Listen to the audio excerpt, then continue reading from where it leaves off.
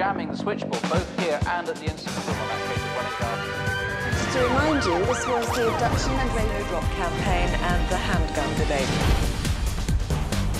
Hello and welcome to CrimeWatch. 12 people rang in giving the same...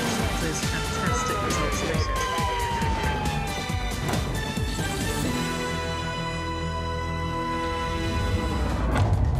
Hello and thank you for joining us for CrimeWatch Live.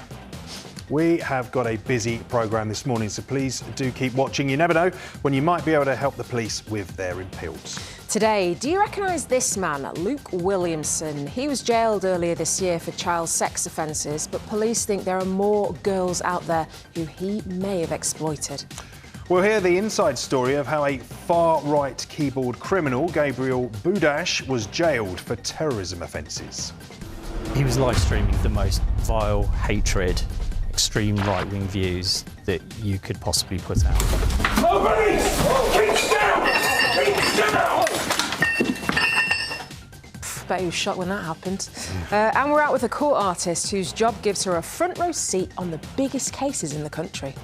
Sometimes in court, although I'm there, I can't hear because in my mind there's a different monologue going on, describing the eyes and the expression on the face, and those things are taking over my thought processes.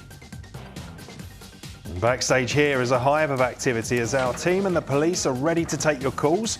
To get in touch, you can scan the QR code below using your phone's camera and just following the link. Or you can call us on 08000 468 999. You can text us on 63399, start with the word crime, leave a space, then write your message, or email us, and the address for that is cwl@bbc.co.uk. And remember, the details will be on your screen throughout the programme, so please do get in touch. First, you may have heard about the horrific murder of Chamali Turhan, whose death led to a 45-day hunt for his remains. They were found, but his killer is still at large. This film contains some disturbing details. Essex Police, what's your emergency? Hi, we have friends, but from last night till now, we can't hear about him.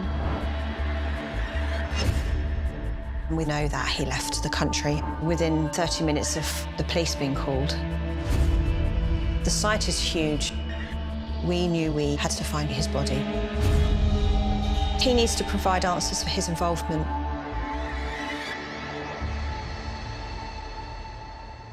On the 19th of November 2024, 45-year-old Chamali Turhan was reported missing. We received a call into Essex Police about 8 o'clock on the 19th of November from a friend of Chamali who hadn't been able to get hold of him on a phone and he hadn't turned up for work. 2 hours later, police received more information from another friend, leading them to suspect their missing man had come to harm.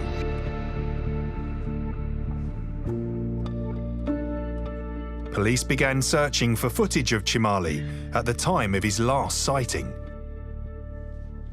We searched CCTV on the night of the 18th of November, and we were able to see that he went to the Globe public house.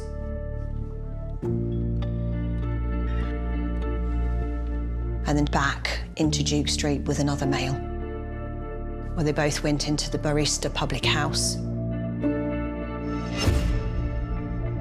The CCTV showed the unknown man leave Barista, but without Chamali. We see Chamali on the 18th of November. At that point, I declared it a homicide investigation. Convinced Chamali had never left the Barista bar, they dispatched a team to search the property. Officers go into the bar and close the property down, and then we take it as a crime scene. Police, anyone in here, come out, show your hands! I first received a call as an exclamation, really, at how much blood there was at the scene. There were blood spatters in the ceiling, on the walls. There were blood spatters on the salt and pepper pot. There was blood spatter on the underneath of a table. There were blood marks to the back of the bar and in the carpet up the stairs to the back entrance. but there was no sign of a body. Then a man called Illy Cyprian Joseph came forward with information. Who's Joseph? Are you Joseph, are you? Yes. Take a seat for me, sir. Yep. Cyprian approaches officers to say that Chamali is dead and he helped to clean up. I'm going to arrest you on suspicion of murder at this time. Illy said he had helped move the body. My name is Ilya Cyprian Joseph. Whilst explaining how he was involved in cleaning up the scene, he gave detectives another name. I received a phone call from Jay. Illy explains to us that Jay tells him to come to the bar to clean up. He tells us that when he arrives, he sees Jay standing over a male, a bloodied male, who he sees is dead. He helps to carry the body out of the premises. Police already knew the manager of Barista was a man called Chehan, known to his friends as Jay. Chehan, the manager of the bar, matches the description of Jay, who we see walking around with Chamali. So I now know my murder suspect is called Chehan. His surname is Dinla. Detectives started to track down their suspect and then received new information. We had a phone call for a taxi company. The taxi took Chehan to Stansted Airport, and we then know that he left the country. And that was at approximately 2000 on the 19th of November. So within 30 minutes of the police being called, he's gone.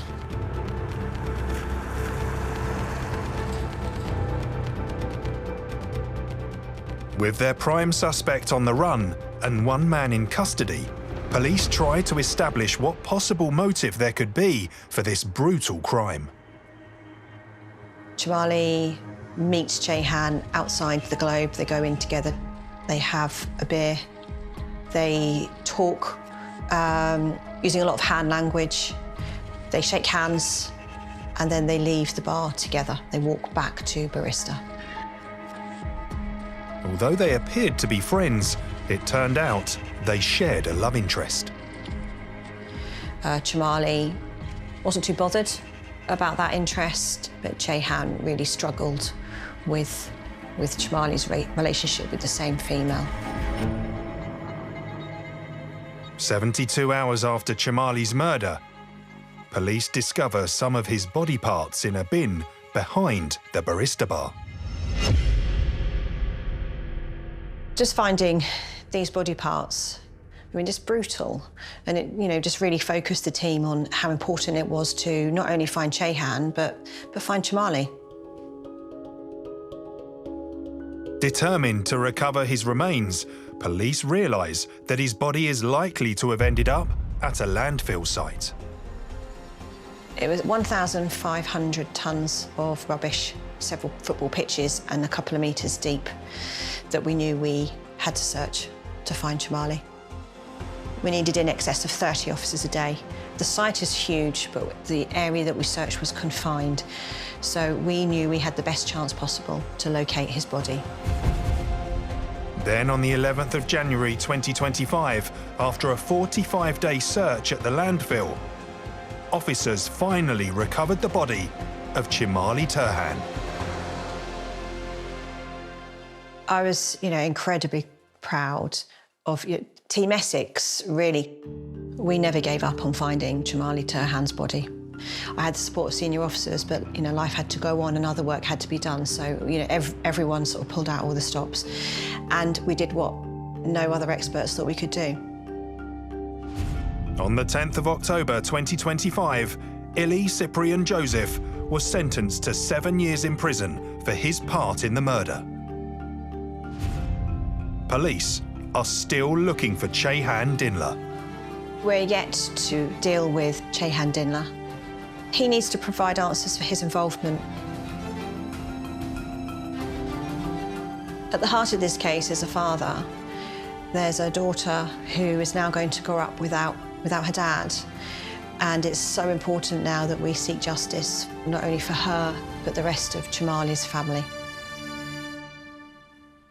I'm now joined by DCI Louise Metcalfe from Essex Police, who you saw in the film there. It really is a disturbing case, this one, Louise. Before I come to you, I just want to read some words from Jamali's family, who said, "The loss of his life will have an everlasting impact on all that loved him, and he will never be forgotten." It's a hard question. I know you've been dealing with them a lot. How are they coping at the moment?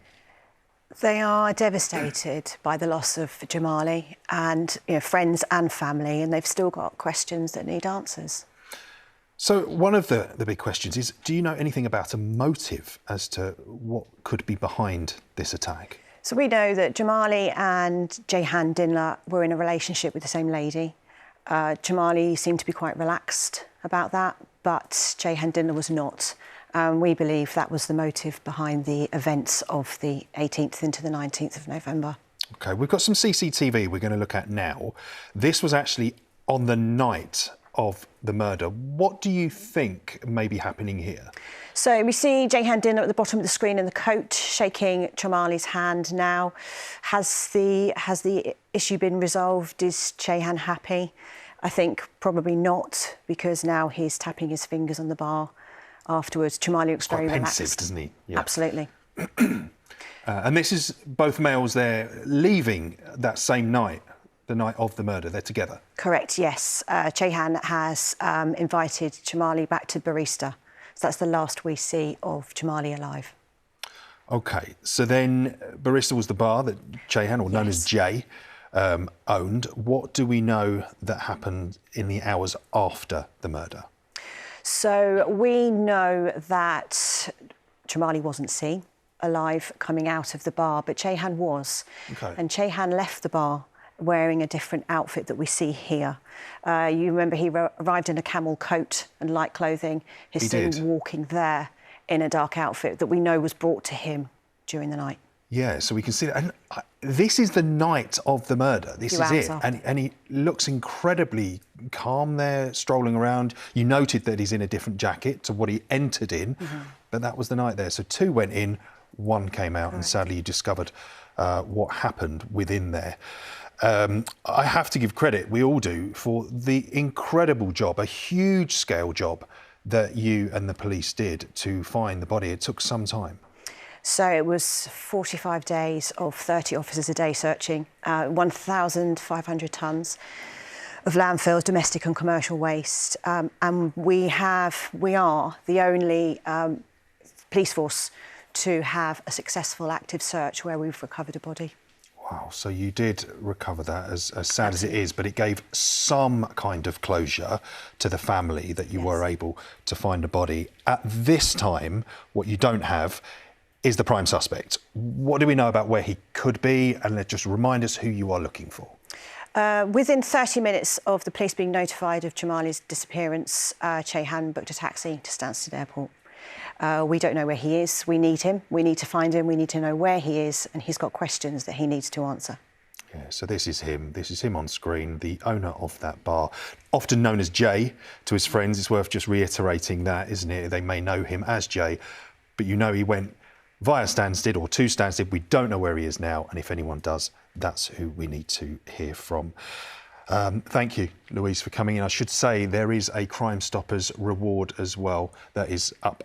It's £10,000 which could help with this investigation, so do get in touch if you can help. And if you know the whereabouts of this man, Mr. Dinla, we need to hear from you. Do get in touch. Details are at the bottom of your screen.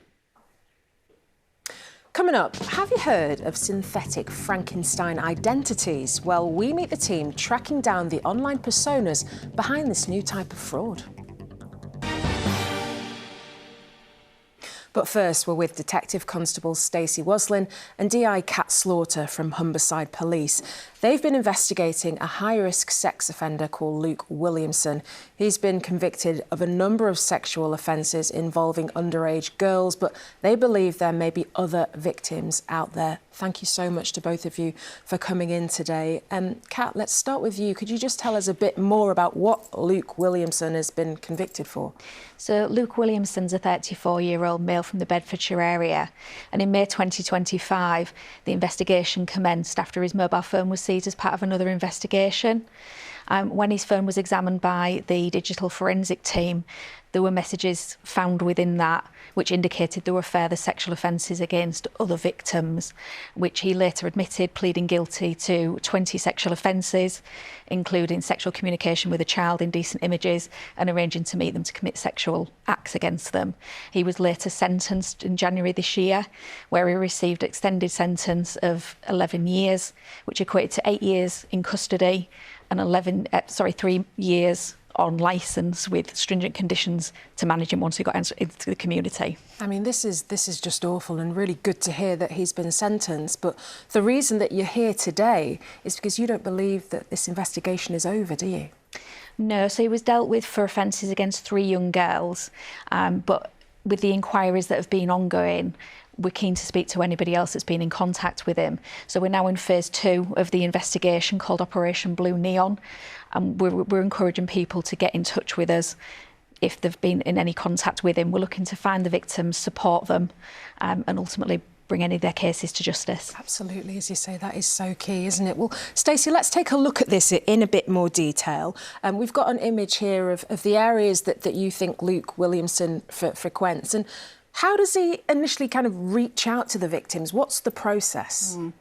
So Luke Williamson was a travelling salesman. However, in his own time, he was willing to travel considerable distances to meet with victims. So these are the areas that we know he has offended in because of his convictions. However, ultimately, we are aware that there could be victims all over the UK.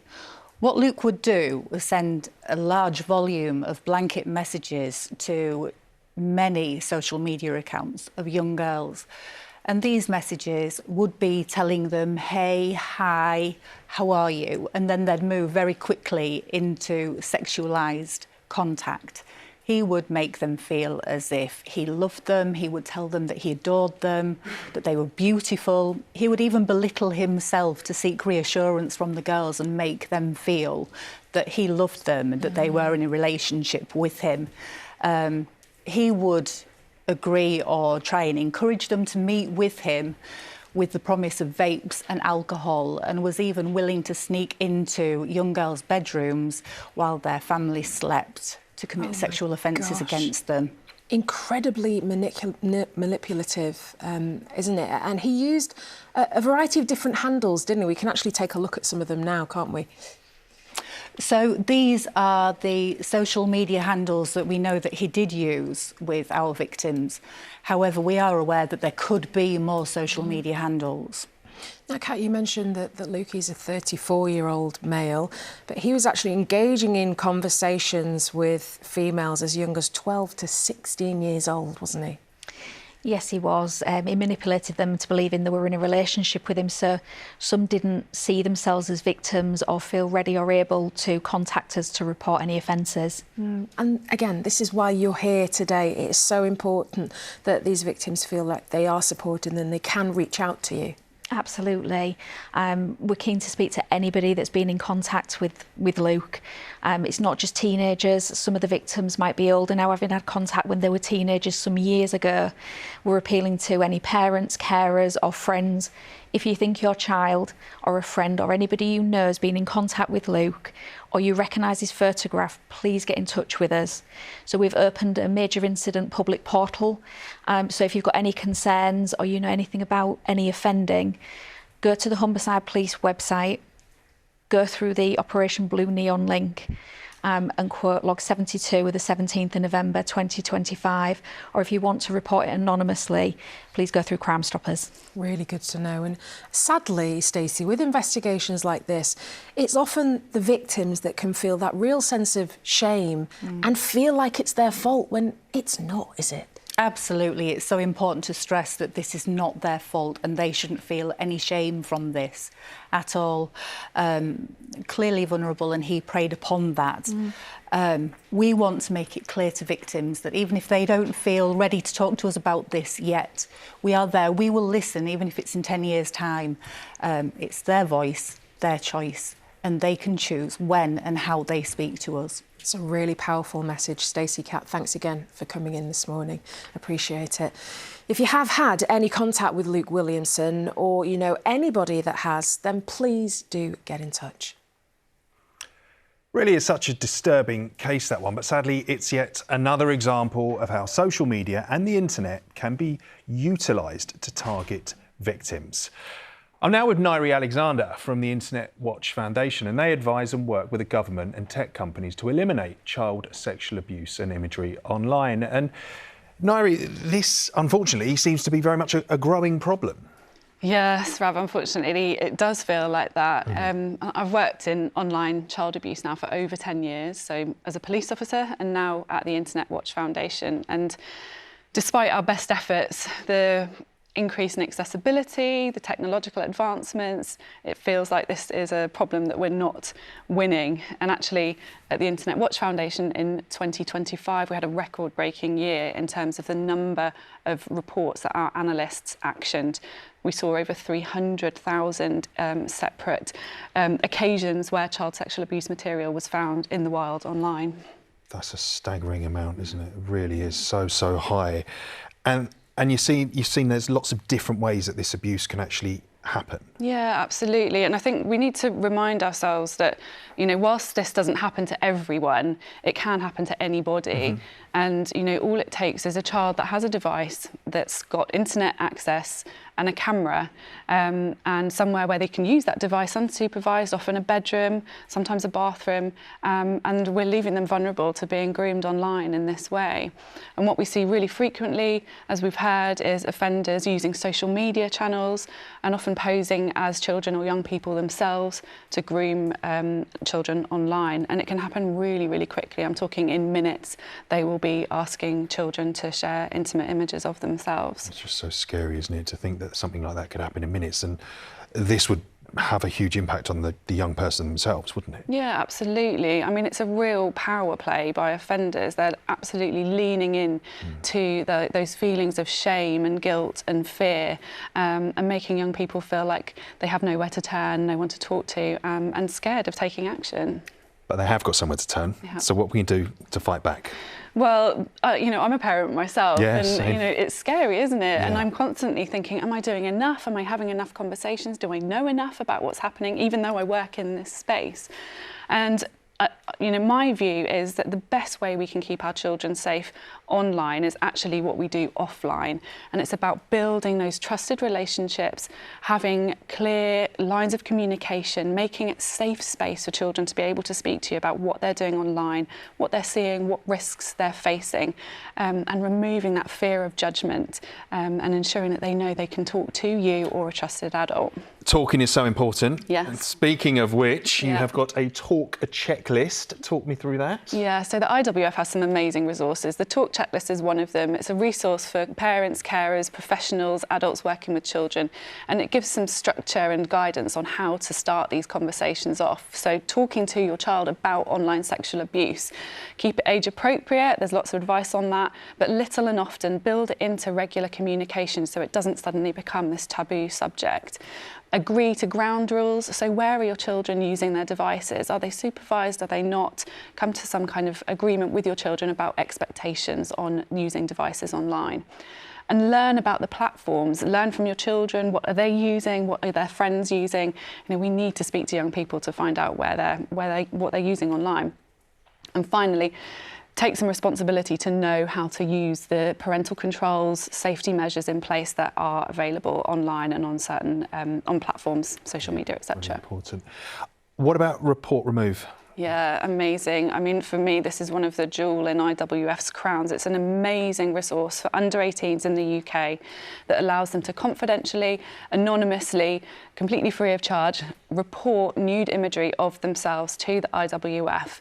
And this tool was co-created by IWF and Childline, NSPCC, and it gives children under 18s this opportunity to share their imagery with us and prevent it from being further distributed online. Our analysts in Cambridge will assess the image against UK legislation, confirm that it is child sexual abuse material, and then we will give it a unique fingerprint, which we call a hash. It's a series of letters and numbers, which means it's only attributable to that image. IWF has over 3 million of these image hashes, and we share them with our member organisations. So that's tech companies, social media platforms, law enforcement as well. And it's a proactive way of young people being able to prevent the distribution of their images and alleviate that fear of them going viral, which we know is a massive, massive worry for young people. It really is. Yeah. And in parallel to that, the service offers confidential counselling via Childline, so it's a really holistic approach to supporting children when they might feel like they have nowhere else to turn. All of it is so important. They have got somewhere to turn. We put the details on the screen when you were just speaking about that, Nairi, but thank you for joining us. Michelle. Now, how the counter-terrorism unit unmasked a far-right extremist who was encouraging racism and hatred online. He was live streaming the most vile hatred, extreme right-wing views that you could possibly put out. He knew what he was doing when he was making these posts online. He was a very dangerous individual.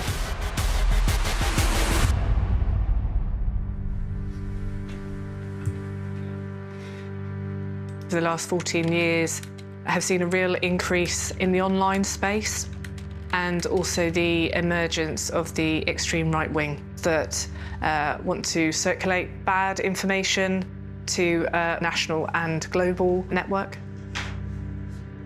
In June 2023, the South East Counter-Terrorism Unit were alerted to a chilling online post from someone calling themselves that one domestic terrorist. To any current or future state agents investigating me, I meant everything I said and more. I'm a genuine, unhinged threat to you and your society. I'm going to build a bomb. Anybody alleging to build a bomb is deeply concerning. We need to do everything in our power in order to ensure that our communities are kept safe. That's why we looked at every opportunity to disrupt any activity that he was planning to cause. A specialist officer was tasked to find out who was behind the videos. To protect his identity, he will remain anonymous. My initial thoughts are, it felt real, and I needed to understand the risk because the public safety will always be paramount. If he was sat in front of his computer, he had his face covered with sunglasses and a skull mask, and he had a ballistic vest and at points was holding a firearm or a pistol. Police pored over hours of shocking material he had made. He was live streaming a number of episodes that he posted online with the most vile hatred, extreme right-wing views that you could possibly put out, targeting members of the black community, anti-Semitic and other ethnic groups. He was trying to push white supremacy. He would have a picture of Auschwitz behind him on some of his episodes, and he would have extreme right-wing memorabilia on his ballistic vest as well. He said he wanted somebody to take on his legacy. This isn't just the dark web, this is easily accessible, where anybody could see that, including children. It really was horrendous what he was doing. With concern rising about his incitement to engage in dangerous behaviour, police needed to find out who he was and where he was. We couldn't get a positive identification of who he was through the video footage. So through a combination of digital forensic investigation and intelligence that was received, we identified who I believed was our main suspect. His name was Gabriel Budash, a 23-year-old who lived alone in Weston-super-Mare, Somerset. He wasn't known to police at all. He was originally from Poland, but brought up in this country. Though police had a name, they had no idea what he was really capable of. He did have a gun, but I didn't know if he had explosives or not. Is he solely online, or is there something in his head that's going to flick that suddenly he moves to the real world? Then they made an even more disturbing discovery. Through financial forensic analysis, I found out that he had a 3D printer. It was being potentially used to manufacture a firearm or a pistol. And that really did up the ante, because he had the pistol, he had the ability to print a weapon, and for me, that is probably the highest risk. Officers had to act fast, but couldn't risk him finding out they were coming. I wanted to make sure that the individual was at that location, and if we could catch him online offending, that would be perfect evidence for a prosecution. So on the 1st of August 2023, they arrived at his front door. You get one chance to get it right. Yep. Nobody! Keep down! Keep down! He was shocked and surprised. Oh, Jesus Christ, man. Nothing to worry about. He was sat at his computer, logged on. It made it easier for us to access all of his material, and also shows that he was active at that point in time as well. What's your first name? Gabriel. Gabriel, armed police, obviously. Yeah. Gabriel, stand up for me. Yeah. Oh. Lights going on. See it, see from outside. One secure. Inside his room was a wealth of evidence. The pistol was there, the ballistic vest was there, there was a green screen, so he kind of had his own little production studio where he was making these episodes from. Police also seized Budash's computers and hard drives. There's somewhere in the region of 17 terabytes of data stored on them. If it was printed out on paper, that would be about 1.5 billion pages of text. That amount of material is extraordinary. When we started to look at him more and look at his devices, it was clear that he really saw himself as a leader. We needed to understand how much influence he was having and the wider public safety threat of trying to radicalise others. Is that your channel? Yeah. And I believe that that channel is what's called an open channel, so anybody can see it. Yeah. Is that correct? Mm-hmm. This is just a screenshot from 2 seconds into the video. Do you recognise that video? Yeah. Despite overwhelming evidence against Budash, he maintained he didn't intend to hurt anyone. Our sense of humor is, extreme. Very, not what you'd expect. One of the things that we generally is done as a meme is we post videos like that. I just roughly know that it's a video that shows how to make a bomb. I haven't watched the full thing. I posted it for the meme effect with a intentionally, satirical caption. He said this was his way of entertaining people, but the reality was he was committing acts of terrorism. Budash was found guilty of terror offences. When it came to the court proceedings, the judge determined that he knew what he was doing when he was making these posts online. On the 24th of October 2024, Gabriel Budash was sentenced to 12 years in prison, followed by 3 years on licence. He was also given a 5-year serious crime prevention order and a 30-year terrorism notification order. Spreading hatred, such as Gabriel Budash was doing, will not be tolerated. And the sentence that he was given prevents him from doing it again. Budash was a clear danger to society. Public safety would always come first. For the individuals that engage in this type of offending, we will find out who you are and you will be prosecuted. Well, it's not so funny for Gabriel now, is it? Not at all. Gabriel Budash had created an online alias to try and hide his criminal activity, but there is a new type of identity fraud that's hitting the World Wide Web, and it takes your personal information to rip off businesses, with the cost, well, being passed on to us, the consumer.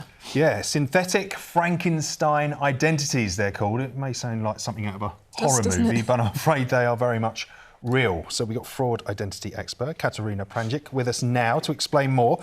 Katerina, what are they then, these Frankenstein identities? Good morning.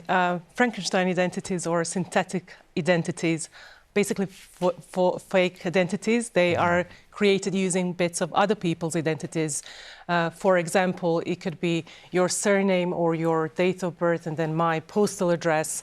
I live in a flat, so it's easily available. And then those identities are being created so criminals could apply for loan insurances or credit cards. And you might wonder, where do they get this data from? So it can come from phishing, so from links that are attached to suspicious emails or text messages, or from dark web, even social media profiles, if that data is available. And it's a huge problem. Our latest cybercrime report found that 1 in 10 frauds involved synthetic identities last year. Massive, isn't it? Yeah, yes, all the frauds, surprising, isn't it? And the fraudsters, they're playing the long game, aren't they, when it comes to this type of fraud? They're nurturing these false identities over time. It makes it sound so odd, because we often see fraudsters as opportunistics, right? Yeah. They would jump for an opportunity, and this is not the case. This is very different. They would open or create the persona that is brand new, so it has no history whatsoever.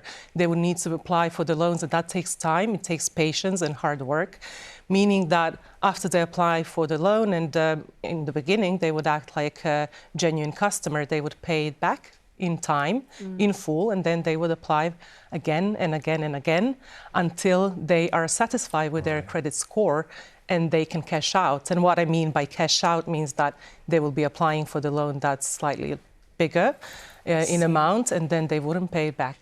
So how does this affect the likes of you, us in the room, or anyone at home? How do we get affected and impacted by this? Fraud impacts the whole society, I would say, but this specific type of fraud, synthetic identity fraud, passes the cost back to us as consumers. When you think about it, it breaks the trust, basically, between the businesses that do provide the loans and individuals. And not only that, it makes the more uncomfortable experience for us when we are being onboarded and asked questions. You may be asked multiple questions to prove your identity, or the process can get a lot slower. And it increased costs and premiums in total, so it's being passed to us. But I think it's the worst for the businesses, because not only they suffer a reputational loss, they also suffer the financial loss, because they never will know whether that customer was just a good customer gone bad. But Katerina, please tell us, there's got to be something we can do to protect ourselves. Absolutely, that's good news. Good news. There are things that we can do. We can be vigilant how we use or behave online, and first start with not clicking on the links from suspicious sources, and then also try not to overshare personal information online. The more you share, that there is more risk that somebody could misuse that. And probably very important bit to address is always check your credit reports. So if you see anything unusual happening, do contact your credit provider or agency immediately. And again, if you do suspect fraud, Report Fraud website is available for anyone who wants to report that. Katerina, great advice. Thank you so much. Appreciate it. Now it's time to meet Elizabeth Cook, a woman literally drawing on her own experiences in the courtroom. My name's Elizabeth Cook, and I'm what's referred to as a court artist. That doesn't mean I'm at Buckingham Palace. It means I go into the criminal courts to draw the scene and what's happening, and the defendant and the judges and all the people involved, so that those can be seen on television, in the press. Some people think, well, that's a nice job, but it's quite difficult, because the point is that you can't draw in court. I'm committing the face and the details to memory, because I have to memorize it and then leave the court to draw the scene. I want to convey exactly what's happening. It's important for me to concentrate hard because I don't want to interpret anything. I want the viewer to see exactly what I've seen. I went to Southwark Crown Court. I'm drawing Spacey as the jury came with the verdicts. And as the not guilty verdicts came through one by one, he started to shake a little. When the very last count came through, not guilty, he broke down. The usher went and got him a tissue. And here I'm drawing him now as he's breaking down. These are always the dramatic pictures that people want to see. The judge is reading out some notes. He has a microphone, the black stick mic, on a stand.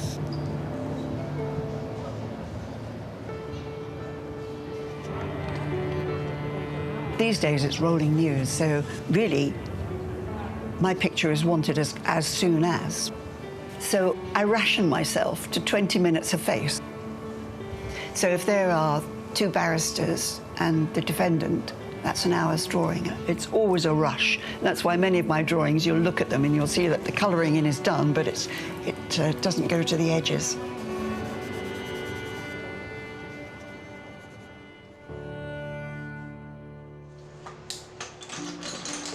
I have drawn thousands and thousands of portraits over the years.